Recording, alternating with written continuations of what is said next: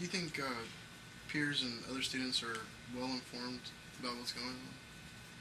I would have to actually say yes. I mean, like, I think when I was younger, I would have said no.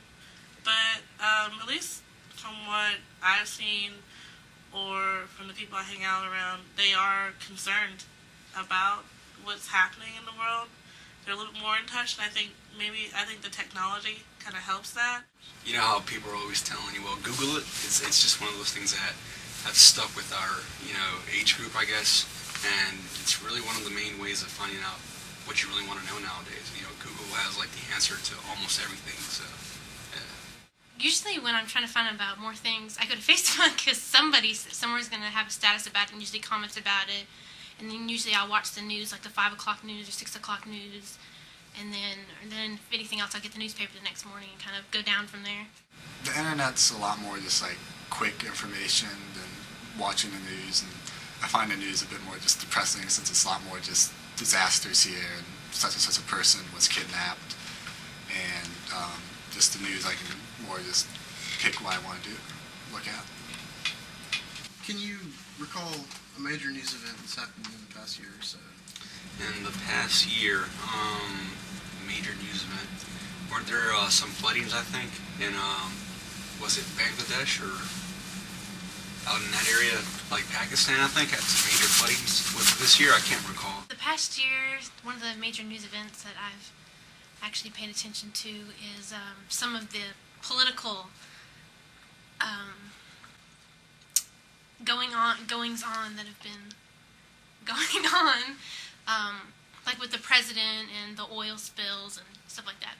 It was actually on trying to crack down on the teachers who were doing fraudulent things and testing the students. Yeah, that's actually the most recent thing, but I think it was about like 2 or 3 months ago.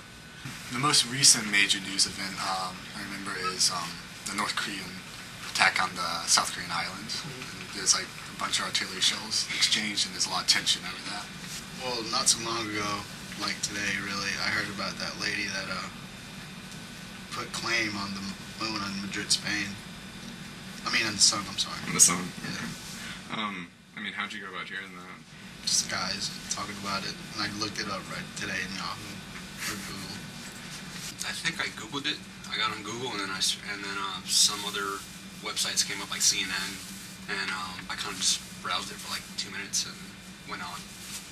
I had heard it on the news first, like at night, but it was kind of like playing. So I wound up looking online and went to, not CNN, I think I went to Fox, actually, online, and I just found out a little bit more information about it. I originally heard about it through Fox News. Was that the television? The website. Okay.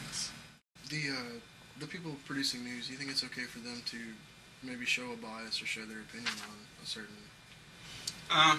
No, I don't think they should. As professionals, they should just kind of just give you the information, and they shouldn't really, be biased against it. They should just kind of, what do you call, like, the middle person, I guess? No, not the middle person, but, Subjective, I think. Yeah, pretty much just, just tell me what's going on, but don't give me your opinion on it. Everybody has their opinion or something.